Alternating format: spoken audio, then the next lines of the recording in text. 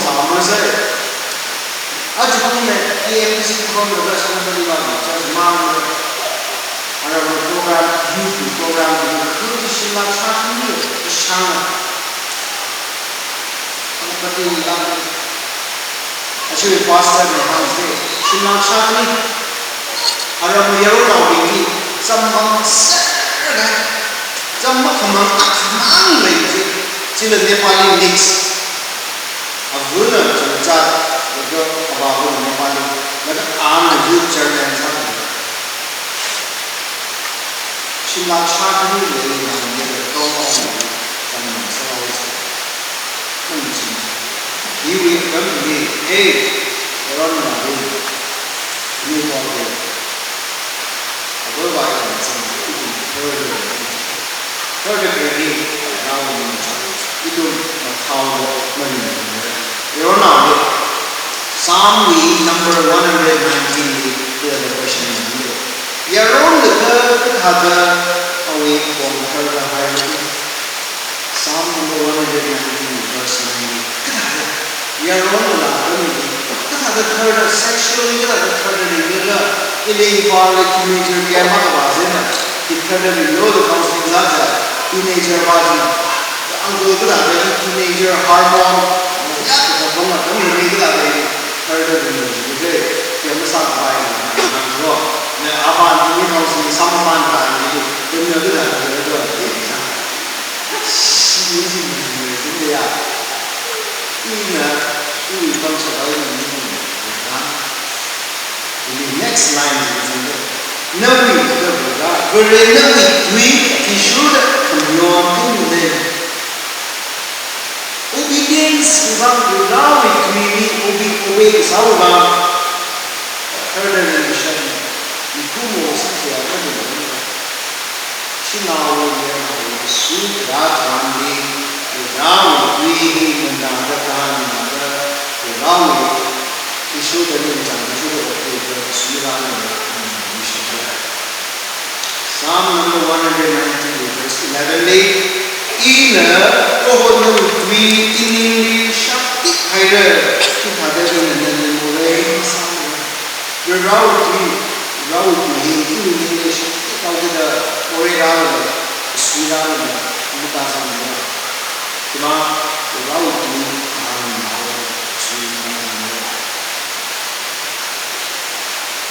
Bible Bible in the way so many for whole Bible ma father ga nalo tam khamang is then like switch off side is then Bible in the Bible Bible Ishamay remember in my UBC Pasasa lecturer we had a problem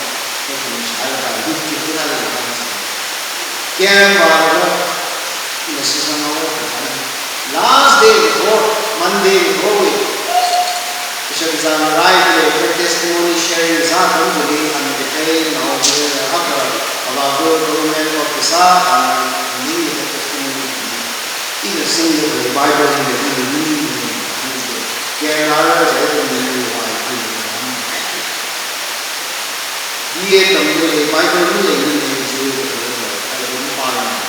Bible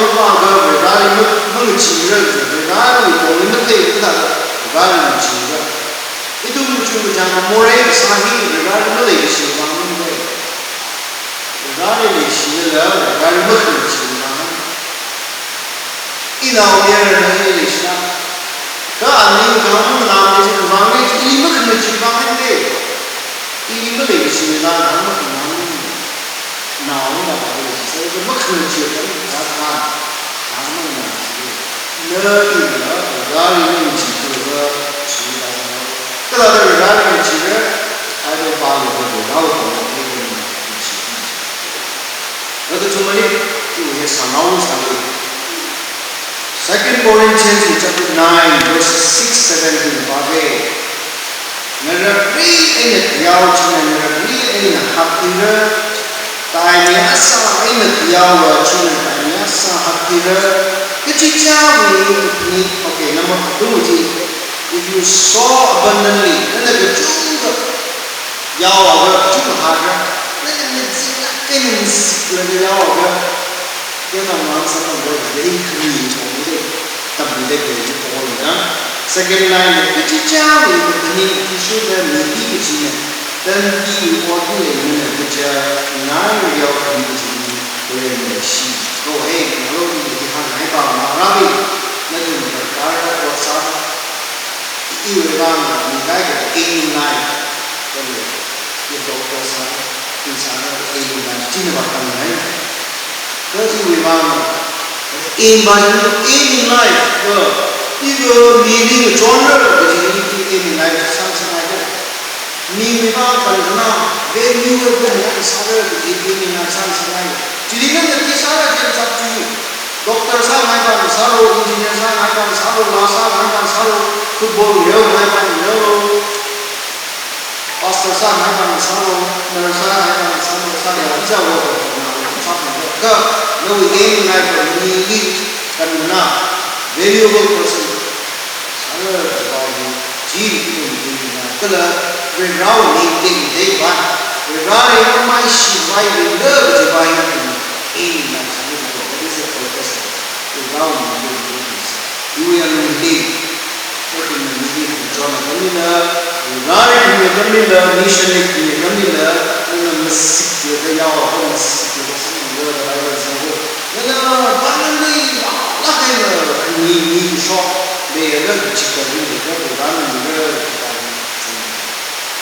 Acts chapter 20 verse 25 reads, the queer lady coming and Matai made something similar, the problem of hygiene approach to Christian, some of them invited to me and something more blessed, with how we go. Matai made something similar. It will all of the sons of Mambana and how many that Kami Ban, never to pass on like that. We hide the Piano, don't go to the short island, Piano. Never to come in the Naila, needing all the down in the Naila, needing John Bishop in the Naila.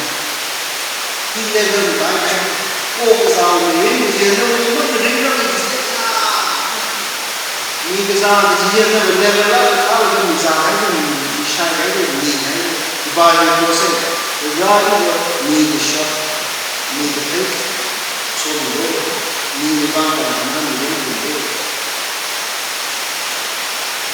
we are batting starting the four parts of the evangelical Baptist convention, BTC, the Churachan convention, by actually trying to say that you need that's all the centralized side. Little mean that's why I need a shampoo by the way, and you see the idea of I told you. The way in Yahweh, America, NGO, the fun, all of those things. Look at the one. After the program, we secretary and Rasa, contain air, saying Samai, Sonja, institution of assembly, as you went foreign land of it will church with contribution from the South.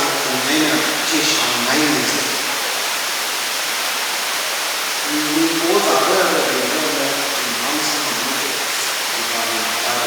it is more satisfying to do. How many person? So clean body of the energy. It will attention by community. We shall try to follow next. Divide against himself. Last point about 2 Corinthians chapter 6 verses 14 to 17. Do not be yoked together together with unbelievers. Masih kesang ini, yang pasaran go, pasaran go, saya report pun dah terlalu juga, saya diri juga. Saya kita naik jalan go, akan tiang mana pilih panggung pasaran go, kini nampak jalan dulu berbuat ada. Kesang lain, masih kesang ini, pasaran go, berbagai jadi. John Ra ni mungkin boleh sih di Aisyah ada nama ada sih masih sama. Mungkin orang nama boleh sih boleh sih macam sahaja tu kaya orang. Kalau boleh sahaja tu juga boleh imam tu tak boleh sih Kristus sih. Chú này là số nào bây giờ nhưng sắc cái số nào sao thì cô mơ nó sao thì số nào sao đâu nào ra cái nhà hàng gì kia bên thì hàng đấy ăn cơm gì không người bình gì số được đâu mà tôi nghĩ là huy cái này chết thằng nào vậy sao gì để làm chỉ hát sập tập phá cái này không mất rồi nữa mà là ta sao mai xin này Mengazali sampai pasti isu ini ada apa ini sambil dia bercakap as dia orang itu mesti kita pergi panggilan dari negara negara dia ada apa yang kami boleh ini harus dia mayang ini mesti orang ini juga ada apa yang kami line chung line out rồi là cái mà chúng ta được lấy chúng ta sáng suốt đó là ai là mình cái gì mà ta chính là loại này thì vừa vào là nó là một cái nhớ vào vào không cái nào cái nhớ được cái nào muốn để nhớ được những sự các cái những thuộc như nào này như là bao nhiêu cái luôn cái này như ngoài phát biểu cô cái này như là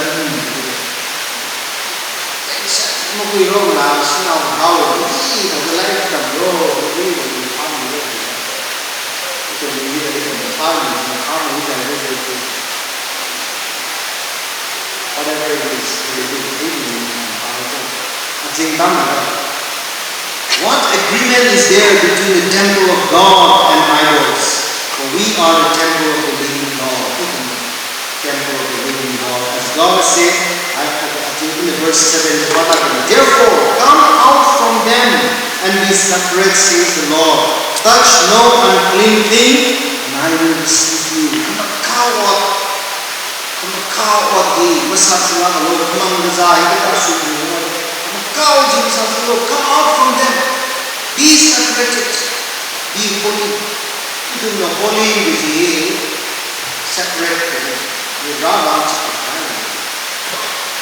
church is holy house. You holy.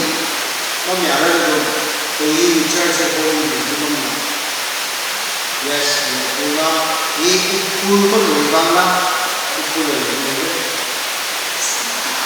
Kesegai orang holy orang ini juga holy, kalau terus ini holy. Dia berani kesegai ini. Ini kerja itu sini mana mereka sama sama banyak kerja politics itu dia banyak Bible itu ini tidak ada publik ini ada kerja mana banyak dia berani asal orang berani seperti saya ini banyak terus ini tak main nanti berani cakap itu kita ada ini holy mana Bible itu holy nation. Irrelevant to the guy in the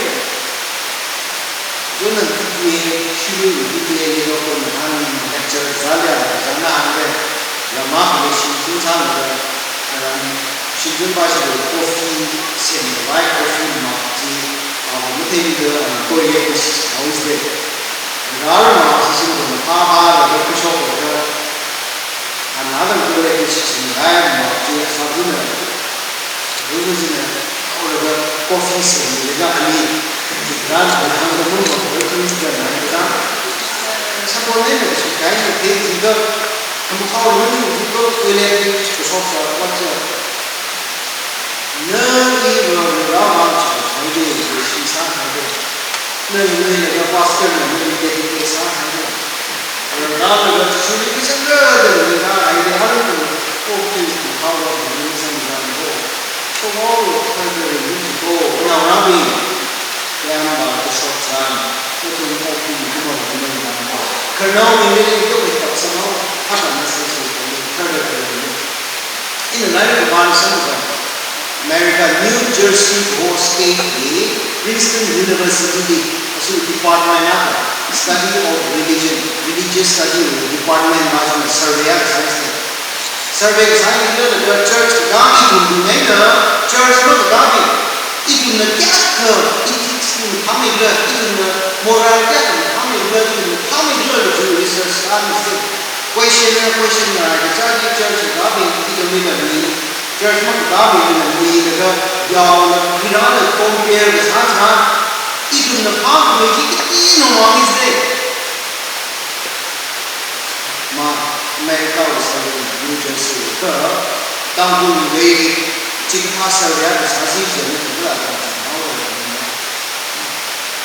office, church,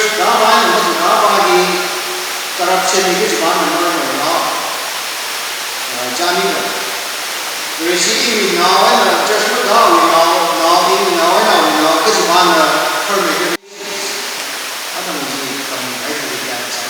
trust in the God of consumer. No, you don't know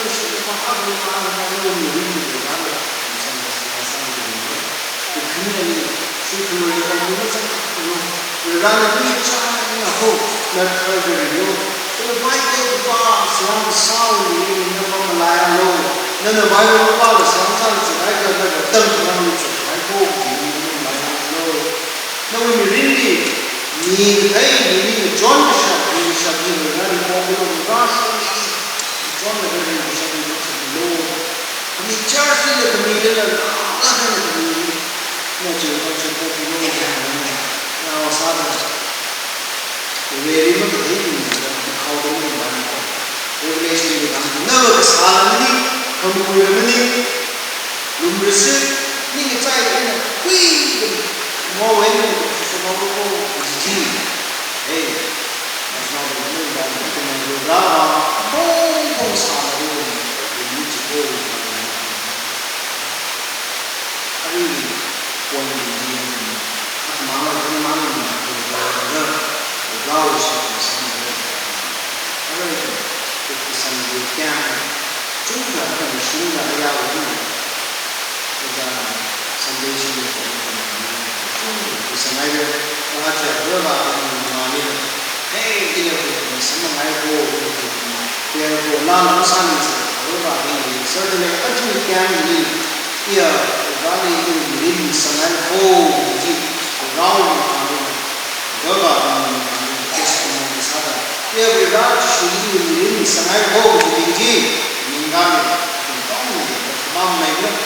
everybody